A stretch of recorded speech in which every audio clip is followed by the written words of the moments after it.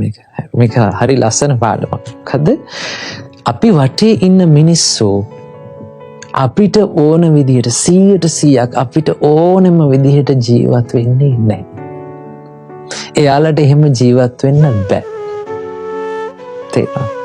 අපි බලාපොරොත්තු වෙන්නේ අපි වටේ ඉන්න මිනිස්සුන්ගෙන් අපි බලාපොරොත්තු වෙන්නේ අපිට ඕන විදිහට නේද? මම බලාපොරොත්තු වෙන විදිහට මං කැමති විදිහටම හැමදාම ඒ විදිහටම ජීවත් වෙන්න ඕනේ කියලා.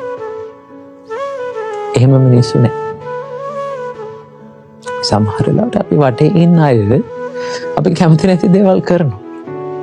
නේ? අපි අකමැති දේවල්, අපි දකින්න අකමැති දේවල්, අහන්න අකමැති දේවල්, ඒ දේවල් කරනවා. ස්වභාවය.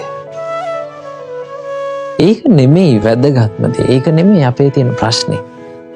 ඒ දකින දේ, ඒ අහන දේත් එක්ක අපි මොකද්ද ඒකට දක්වන ප්‍රතිචාරය කියන එක. තේරුණාද? ඔක තමයි අපිට තීරණය කරන්න පුළුවන් නැත්නම් අපිට පාලනය කරන්න පුළුවන් දේ. ලෝකෙ ඉන්න මිනිස්සු අපිට පාලනය කරන්න බෑ. අපිට පාලනය කරන්න පුළුවන් අපි ඒ අයත් එක්ක ගනුදෙනු කරන්නේ කොහොමද කියන එක. ඒක තමන්ගේ පාලනයේ තියෙන දේ.